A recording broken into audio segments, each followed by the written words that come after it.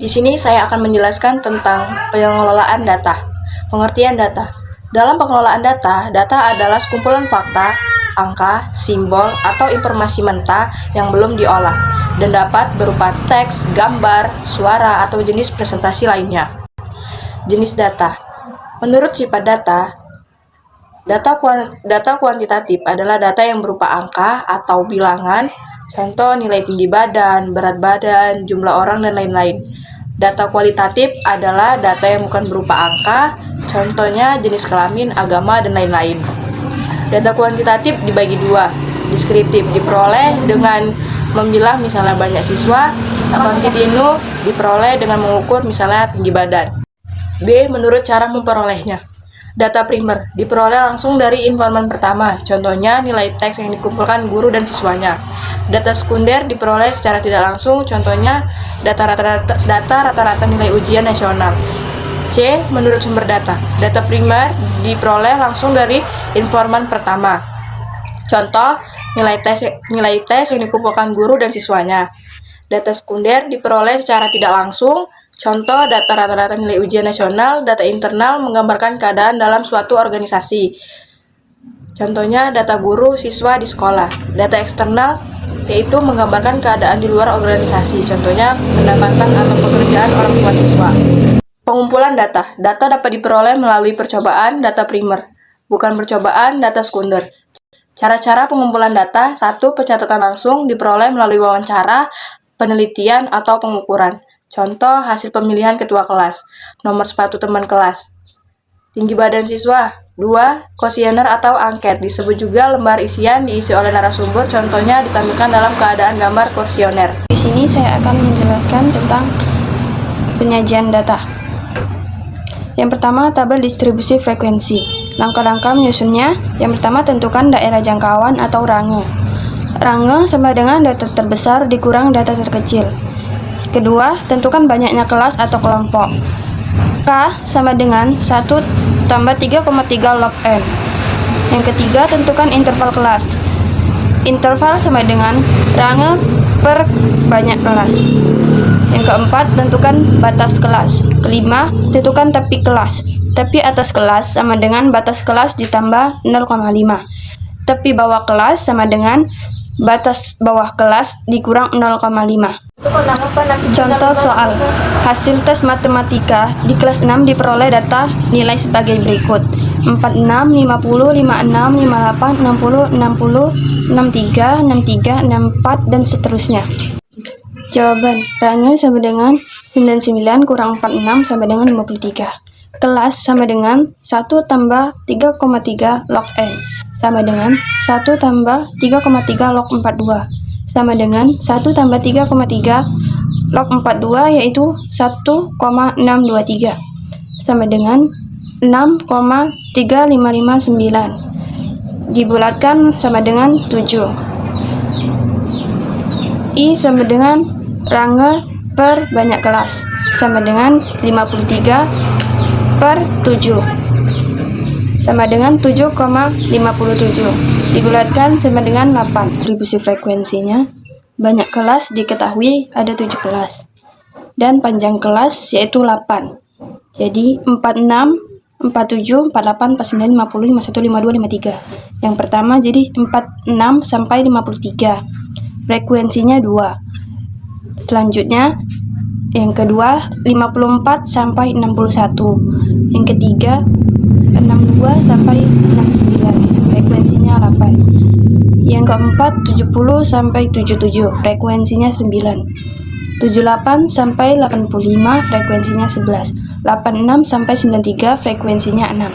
94 sampai 101. Frekuensinya 2. Untuk mencari frekuensinya yaitu 46 sampai 53 itu ada berapa angka? Ada 2 angka, berarti frekuensinya 2. Yang kedua 54 sampai 61.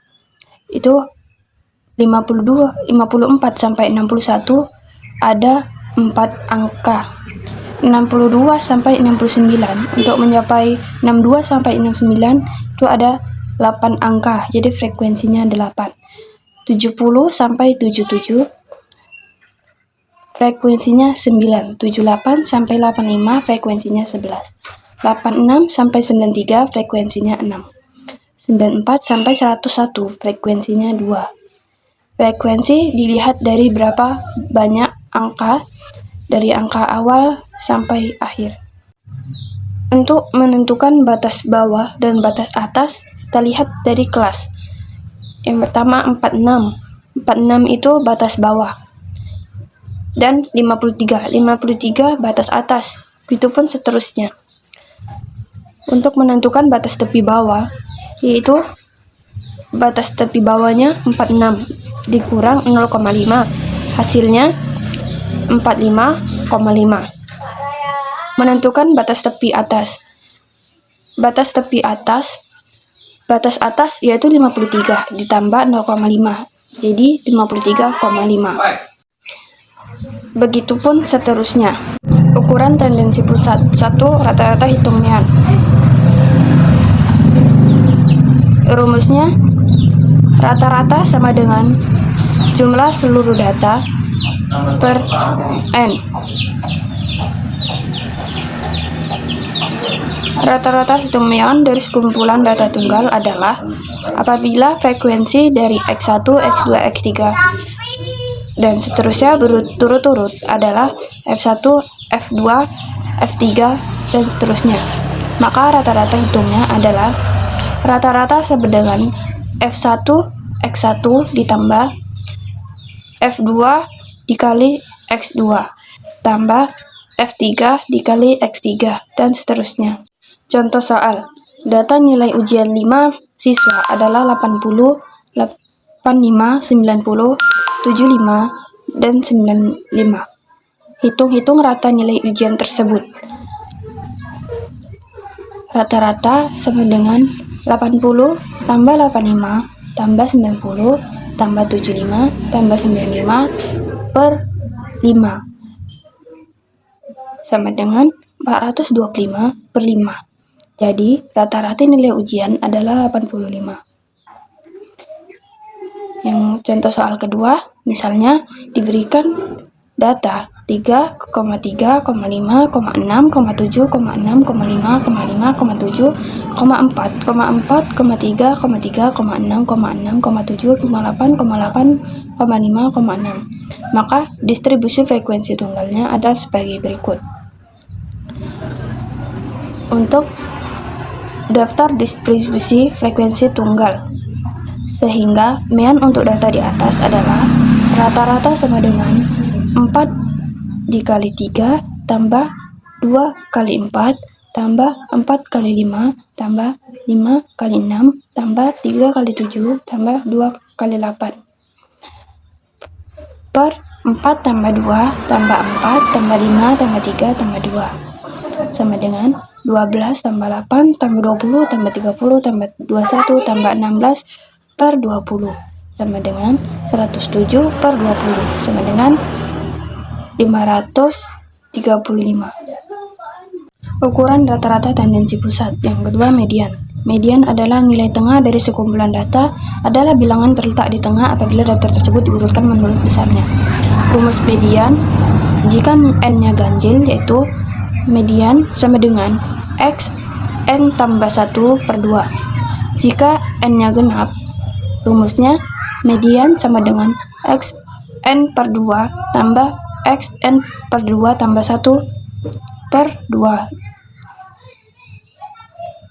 Contoh median yaitu 4, 6, 6, 6, 7, 8, 9, 9, 9 adalah 7. Median yaitu nilai tengah. Nilai tengahnya di situ adalah 7. Apabila data disajikan merupakan data berkelompok, maka median dihitung menggunakan rumusan. Rumusnya yaitu median sama dengan tepi bawah median tambah 1 per 2 N kurang frekuensi kumulatif per frekuensi kelas median dikali panjang kelas. Contoh soalnya seperti tabel distribusi frekuensi yang tadi. Masukkan rumus ME sama dengan tepi bawah median tambah 1/2 N dikurang frekuensi kumulatif per frekuensi kelas median dikali panjang kelas. Tepi bawah kelas median yaitu 69,5 ditambah 1/2 dari N. N-nya jumlah seluruh frekuensinya adalah 42. 42 dibagi 2 sama dengan 21. Dikurang frekuensi kumulatifnya yaitu 14 per 9. 9 itu dari frekuensi kelas median dikali 8 panjang kelas sama dengan 75,7. Median di sini berkapasitas sebagai pembatas nilai dua kelompok data. Misalnya jika median menunjuk 75,7, maka 50% dari data kumpulan data tersebut nilainya di bawah 75,7 dan 50% yang lainnya nilainya di atas 75,7. Ukuran tendensi pusat yang ketiga yaitu modus. Modus dari sekelompok data adalah data yang paling sering muncul jika semua data memiliki frekuensi yang sama, maka kelompok data tersebut tidak memiliki modus. Jika bermodus tunggal, maka dinamakan unimodal. Jika ada dua data yang berfrekuensi tertinggi, maka disebut bimodal. Dan jika modusnya lebih dari 2, maka disebut multimodal. Contoh 4,6,8,7,9,3 dan 6,7,4,9,3,4,6,3,9,8. Keduanya merupakan kelompok yang tidak bermodus. Contoh kedua 3,4,6,2,2,6,1,2,4,5,7,9,2,6 merupakan kelompok unimodal dengan modusnya adalah 2. Apabila data yang disajikan merupakan data berkelompok, maka modus dihitung menggunakan rumusan. Rumus modus yaitu modus sama dengan tapi bawah kelas modus ditambah L1 yaitu frekuensi kelas modus dikurang frekuensi kelas sebelumnya per L1 tambah L2. L2 yaitu frekuensi kelas modus dikurang frekuensi kelas sesudahnya dikali panjang kelas. Perhatikan kembali tabel di atas tadi. Kelas modus adalah kelas yang memiliki frekuensi tertinggi, yakni kelas 78 sampai 85 dengan frekuensi 11. Tipe bawah kelas modus adalah 77,5. L1 sama dengan 11 kurang 9 sama dengan 2.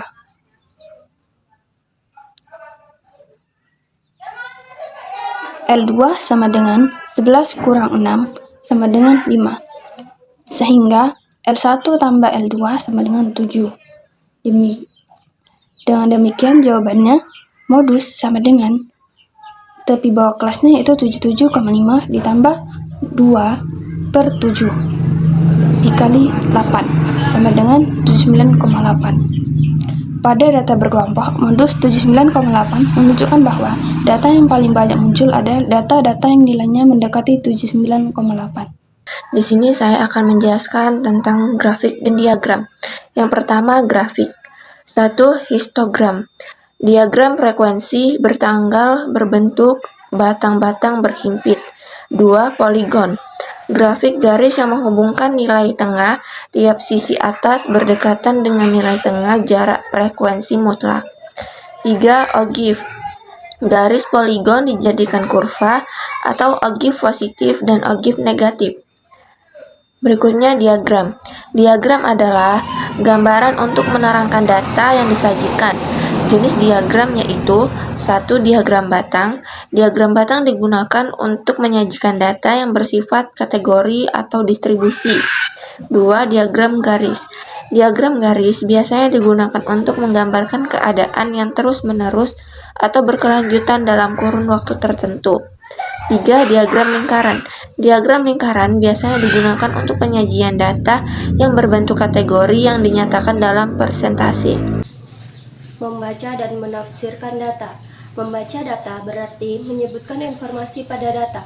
Menafsirkan data berarti mencari informasi lain yang tidak tertulis pada data. Misalkan, data tertinggi, data terendah, jumlah selisih, dan jumlah datanya. Membaca dan menafsirkan data dalam daftar. Diketahui tinggi badan atau dama cm 10 siswa kelas 5 sebagai berikut: 127, 123, 119, 125, 130, 127, 135, 135, 130, dan 119. Informasi yang dapat kita peroleh dari data di atas adalah sebagai berikut. 1. Siswa dengan tinggi badan 119 cm, ada 2 orang. 123 cm ada 1 orang. 125 cm ada 1 orang. 127 cm ada 2 orang. 130 cm ada 2 orang. 135 cm ada 2 orang. 2. Tinggi badan siswa tertinggi adalah 135 cm dan terendah adalah 119 cm. Membaca dan menafsirkan data dalam bentuk tabel. Nama desa: Sukamaju, jumlah siswanya 7 orang. Nama desa: Sukajaya, jumlah siswanya 4 orang. Mandi Raja, jumlah siswanya 8 orang.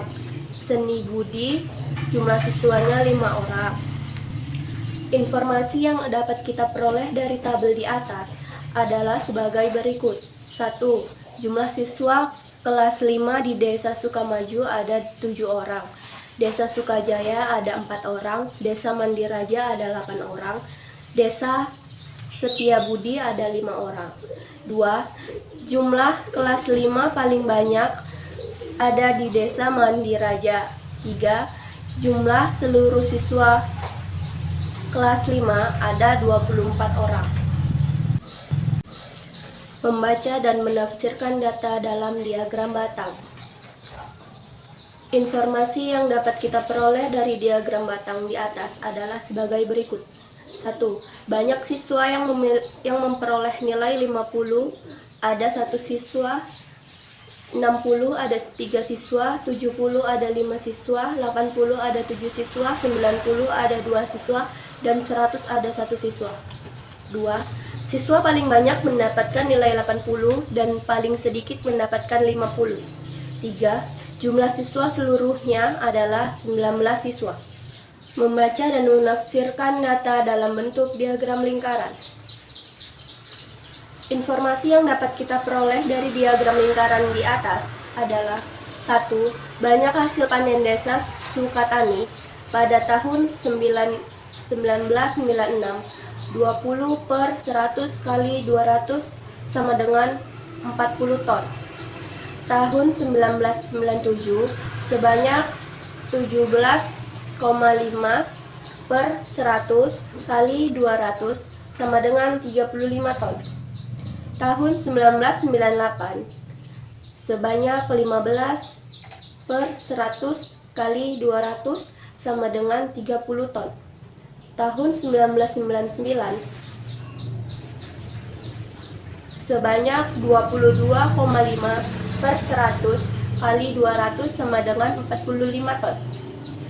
Tahun 2000 sebanyak 25 per 100 kali 200 sama dengan 50 ton. 2.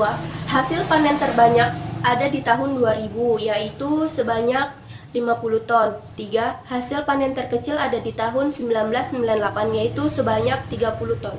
Membaca dan menafsirkan data dalam bentuk diagram garis. Pada diagram garis, banyak data ditunjukkan dengan titik-titik yang dihubungkan menjadi garis. Diagram garis biasanya menunjukkan data perkembangan atau pertumbuhan suatu hal secara berkelanjutan. Perhatikan contoh diagram garis berikut. Pada sumbu X, yaitu tahun 2018, 2019, 2020, dan 2021. Dan pada sumbu Y, menunjukkan rata-rata nilai ujian dengan skala 6,2 hingga 7,2. Pada 2018 ke 2019, dari sekitar 6,8 menjadi 7,0. Dari 2019 ke 2020 menjadi 7,0 menjadi sekitar 6,5. Lalu meningkat kembali dari 2020 ke 2021. Dari sekitar 6,5 menjadi sekitar 6,7.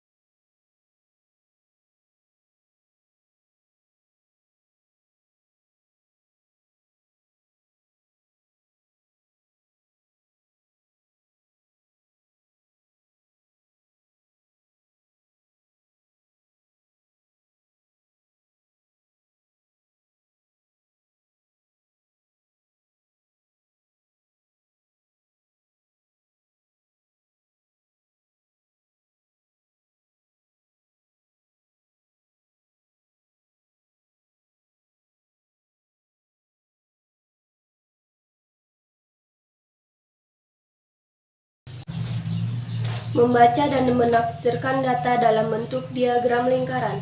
Pada setiap bagian lingkaran menunjukkan banyak data yang dituliskan dalam satuan persentase atau besar sudut. Membaca dan menafsirkan data dalam bentuk diagram lingkaran.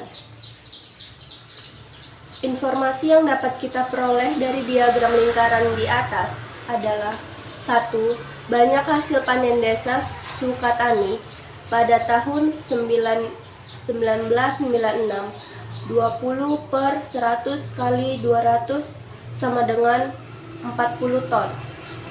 Tahun 1997 sebanyak 17,5 per 100 kali 200 sama dengan 35 ton. Tahun 1998 sebanyak 15 per 100 kali 200 sama dengan 30 ton. Tahun 1999 sebanyak 22,5 per 100 kali 200 sama dengan 45 ton. Tahun 2000 sebanyak 25 per 100 kali 200 sama dengan 50 ton. 2. Hasil panen terbanyak ada di tahun 2000 yaitu sebanyak 50 ton. 3. Hasil panen terkecil ada di tahun 1998 yaitu sebanyak 30 ton.